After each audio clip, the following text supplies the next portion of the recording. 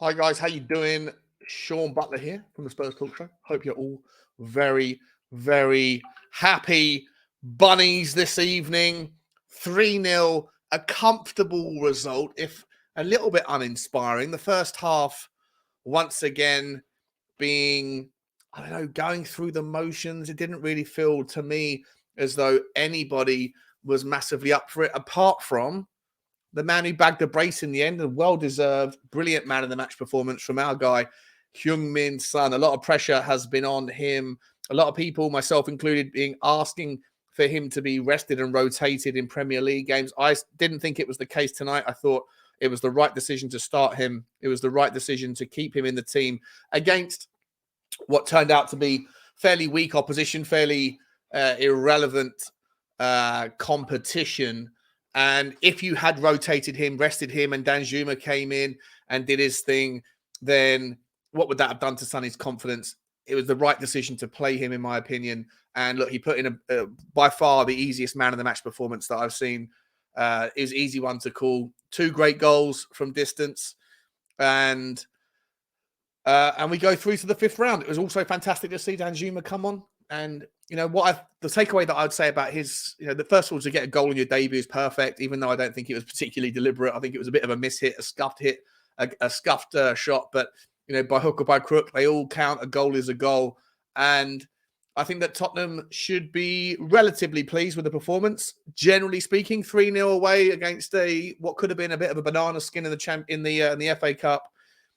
Turned out to be a comfortable night on the night. What I would say in the first half, I was pretty unimpressed, though, from players like Bentancur. I thought he didn't really look like he was interested in being there, or whether he's exhausted or tired, or maybe some of that illness that has apparently been going through the squad. Maybe he was on the receiving end of that and it's drained him a little bit. He looked very lackluster, second to everything throughout the first half. Very frustrating performances to watch from Sessegnon on the left-hand side and from Doherty on the right. And obviously at 0-0 at half-time, it was a fair result. Preston didn't deserve anything more, but neither did we. It was one of those snore draws all the way through. Second half comes out, and of course, once again, Tottenham turn on the kind of move up into a different gear and managed to get a goal that in the end was well deserved, well played, and it was fantastic for Sonny to kind of break that duck. I think that's his 5th goal of the season, and brilliantly pleased for him. And it sets us up nicely now for what's coming up in the next week. Manchester City. We need someone like Sonny to be firing full of confidence. He looked very emotional when he came off. I don't know whether he had an injury or whether he is just emotional because of the pressure that's been on him and that weight off his shoulders of getting a couple of goals tonight. It's been a long time coming. Either way, brilliant to see him step up when we needed him, and that Harry Kane didn't need to come off the bench. So that's another positive to take away from it. And then as soon as the game's finished, we're seeing here we goes for Pedro Porro from the game that's happening as we speak right now in Portugal. I believe Porto are beating Sporting 1-0, but for all intents and purposes, it looks like the Pedro Porro deal is done, and he's going to be flying to London either tonight or tomorrow morning to finalise the last parts of the deal. Hopefully we'll see him holding the shirt.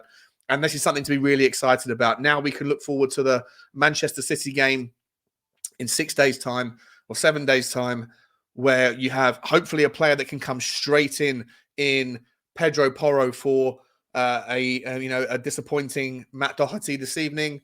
You've also got the likes of Danjuma that are obviously chomping at the bit. The one thing I wanted to say about Danjuma, guys, was that I thought that before the goal, the very first interactions he had when he did a 1-2 with Sonny and then a bit of a 1-2 the attempted 1-2 with Decky, and Decky didn't quite find that through ball to put him through with his very first movement, very first moment in a Tottenham shirt. And his reaction was, I think, brilliant to see. He was pointing, screaming, telling Decky where he wanted it, and a little bit annoyed. He threw his fist out.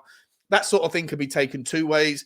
Maybe there's a bit of an ego there. Maybe there's a bit of a little bit too early to start be calling out players for not putting you through. It's your first 5 minutes of the game. But on the other hand, you could see it as incredible confidence to be able to have that willingness to be frustrated in the first moments. It's not something you usually see. It was received well by Decky and Sonny, both of them giving him a little bit of a low five and a nice little introduction it gives us options off the bench. I thought Brian Hill came in tonight. Again, I feel a little bit sorry for Brian Hill. If he is going to leave again, I don't really see the benefit of sending him out on loan to Spain. We already know that he's good enough for the Spanish league. He suits the Spanish league. If he's a part of Tottenham's future, and he should be, because in my opinion, he's never done anything wrong in a Tottenham shirt. He always tries 100%. He did exactly the same thing tonight. He was very much involved in the third goal. And for me, I'm not particularly happy with the way that I feel like his future is always pushed to the back burner, and the fact that he might be going out on loan now. I don't see the need for him to go out on loan. I'd be more than happy to have, technically 7 forwards in the Tottenham hierarchy right now, even though obviously Lucas Moura is probably not going to play for Tottenham anytime soon. He's got that niggling injury with his tendon. So I don't really see the benefit of loaning Brian Hill to Spain. If you do want to go and develop him, you've got to try him in the English league, but that doesn't look like it's going to happen. Anyway, that's for another conversation. I thought tonight, guys, look, the stats were pretty. I can bring the stats up and talk about that for just a second.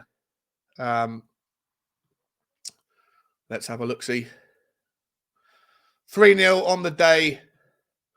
As we go through it, it turned out to be 69% possession to Tottenham, 31% to Preston North End, 13 shots from Spurs to 5 from Preston, 6 on target, 3 off target, and 4 blocked shots. I thought Preston actually defended quite resolutely in the first half and for periods in the second half, but in the end, the difference in the quality told, and Tottenham took control of the game. Once we went 1-0 up, it never really felt like we were going to go in any other direction than scoring more. I had a bet that Sonny was going to score, that Perisic was going to get an assist, and the final score was 3-1.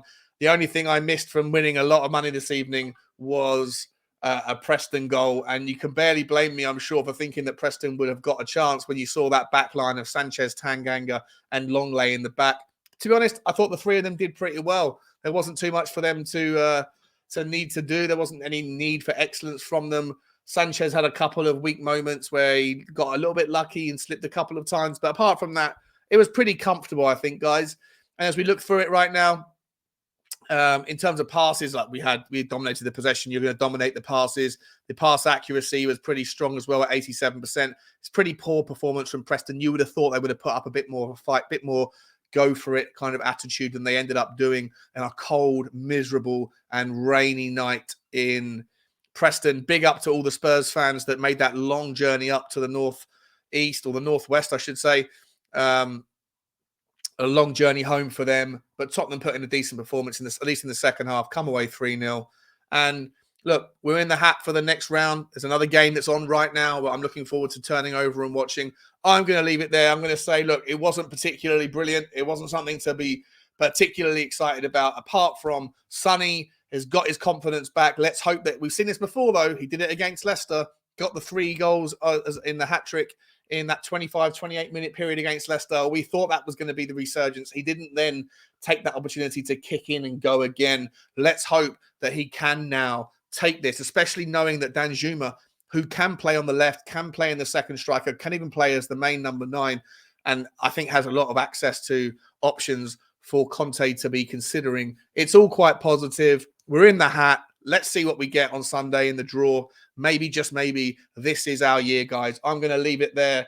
Like, share, and subscribe. And as always, I'll see you tomorrow for a Tottenham walk bright and early, and maybe a stream in the afternoon.